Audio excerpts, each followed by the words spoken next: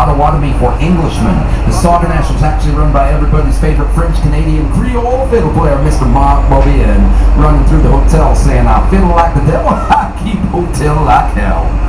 But it was at the Sauganash, 13 electors voted 12-1 to incorporate, and on March 4th, 1837, Chicago, place of stinking onions, became Chicago, the city forevermore. Now we'll tour a bit of the North Branch. This is still a working industrial corridor as it even undergoes a residential renaissance with newer condos like the luxury condos of Riverbend here, and they're right next to one building that started it all, Harry Weiss's 1981 Fulton House. Look how thick the walls are. This building was built in 1908 as a refrigerated warehouse for 70 years, and Harry had to spend a year defrosting the building before he could punch the windows. You know what the big job was? Getting all the frozen. It's the other side. No, it's the left side. We're on the right side. Wonderful insulation. Who knew? Now today, a piece of urban sculpture, this railroad bridge above your head, was the Chicago-Galena Union Line, 1848, First Depot downtown. And what I think are the four coolest townhomes in all Chicago on our left, Harry Weiss's River Cottages, 1988. Now can you tell that architect Weiss was a sailor? Triangular skylights like schooner sails, porthole windows like you'd find in a ship docking for boats. Harry Weiss, architect, sailor, and really, I hope we see some dolphins. Everyone else in this thinking. Some dolphins, yeah. Potential for what's finally happening again on the river downtown. And what I'm talking about with newer developments like the 500 condos of Kinsey Park coming up on our left, or the luxury rentals here of Kingsbury Plaza, the return of residential living right in the heart of the city. Look, along the river. More canoes you can rent. Had fallen off for we gotta rent canoes to do that, man. Fire. Harry Weiss understood it would come back, though. Harry once said, water is a magnet. It will draw people to it. I think he realized we all seem to have that Jungian archetype in our brains. We long for the sea, the source. And if you do not have a sea, my friends, I will tell you this. A river can be enough if you will listen to that river and what it has to say. Now, why would residential living stop for so long? Two big reasons. Number one, remember after the fire, you weren't allowed to rebuild with wood anywhere in downtown Chicago. Well, most people in 1871 couldn't afford steel. If you could only rebuild with wood, you had to get out of Dodge. You couldn't actually live in Chicago proper. Now, the second reason residential living fell off, the river. It was still a polluted mess right up into the 1970s. Now, the Chicago Ship and Sanitary Canal, that amazing engineering project of 1900 that caused the Chicago River to reverse its current and send our pollution to St. Louis, Missouri. It took 8 years to dig. They took out more dirt than the Panama Canal. The techniques they learned became known as the Chicago School of Earth Moving. And the Chicago School of Earth Moving techniques were taken by the Army Corps of Engineers supervisors who had done the Chicago Canal right down to Panama a few years later. What time is it? But with all that amazing engineering, they didn't really solve the pollution. We were still dumping everything into the river. We were just hoping the good people of St. Louis would deal with it. Oddly enough, the good people of St. Louis did not share our vision. No one knows why. Actually, St. Louis was somewhat offended that we would send all the pollution their way, and so they sued Chicago in federal court for reversing the river. Well, the river still is reversed. Actually, everything turned out fine during the trial, because a University of Illinois chemistry professor came up before the federal judge in the case and actually hey, no worries, because as the polluted waters of Chicago flowed south, the sun would come out, and it would burn off that nasty bad bacteria. And since the water was moving, sediment and dirt would drop out along the way. So by the time the dirty Chicago water made it to St. Louis, Missouri, therefore, i.e., to wit, in lieu, ipso facto, etc., et al. So facto. And I bid that water would be clean again. Hey, look at that cheeky one. Well, sort of clean. Well, kind of clean. Well, okay, maybe not that clean. Well, that's kind of how they left it after the trial. Yeah, like a monkey. Unfortunately for both cities. She's pretty. Oh, thank you, Albert. Oh, hello. Kevin Elburrows, architectural tour guide, I work up in Mighty Thirst talking about the buildings of Chicago, and if I get thirsty, I head on down there. You know I had to do that. Yes, Albert's Bright Star Bar. Now, where is this pleasing plethora of libations available? Albert's Bright Star Bar is right below your feet, but no stop point.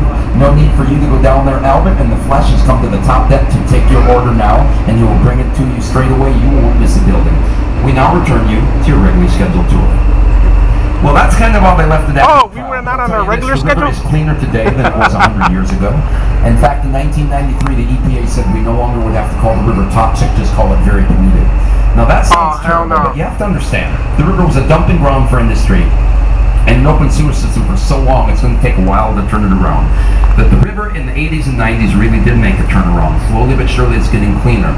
And in 1990, the Urban Waterways Design Project was started in Chicago. We started thinking of the river like a second lakefront, suggesting a setback level of 30 feet for new all-architectural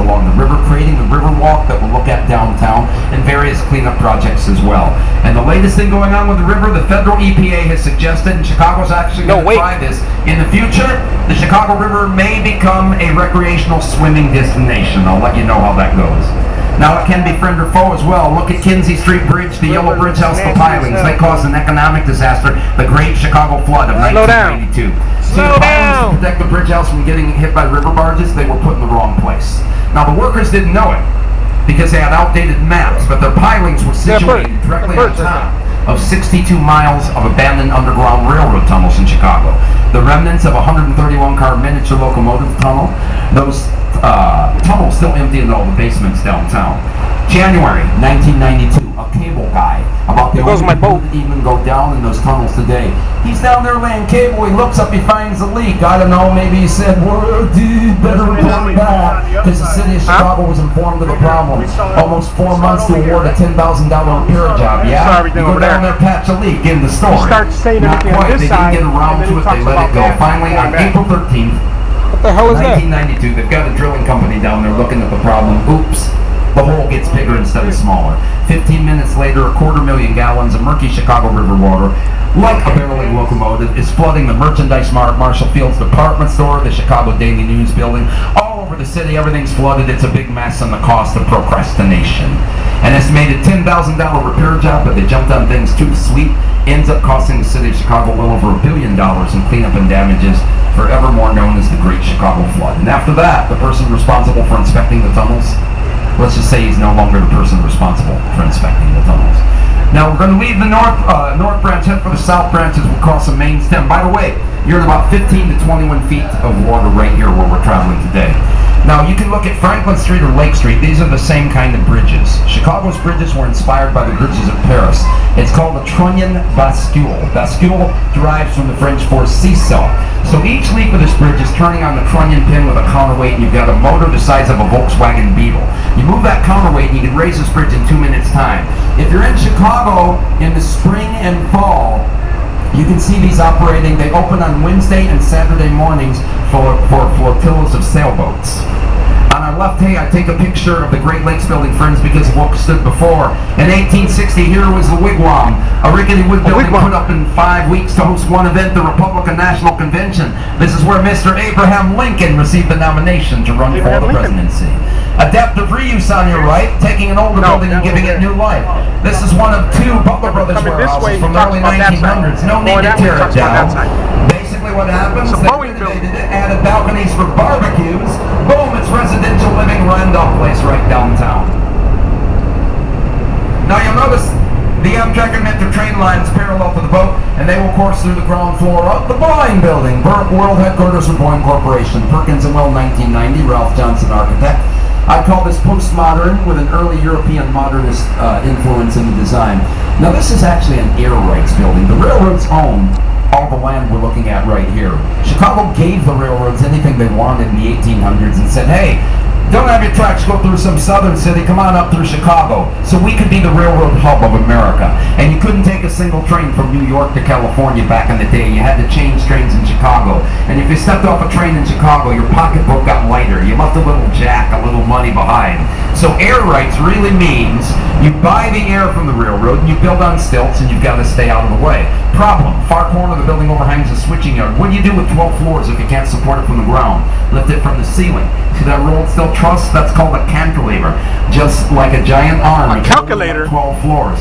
The train will then go under the Art Moderne Chicago Daily News building on our right. First building to offer a public plaza downtown. Now, Art Moderne is actually an alternative name for Art Deco, the Civic Opera building on the left. Now, Art Deco, Art Moderne, both are associated with Paris in the early 1900s. I could split it up a little bit. Art Deco came first, there was more decoration. Look at the Art Moderne style. You still have that massive form, but you have more of a machine cut in the face. Hey, everyone should have a little secret Chicago history. Madison Street above your head was actually the coolest, hippest neighborhood in America in 1905.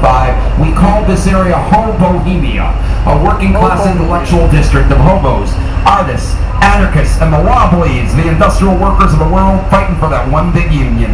They got an education when Dr. Ben Reitman, protege and lover to anarchist Emma Goldman, opened a hobo college just west of the Daily News building. Hop a freight into Chicago,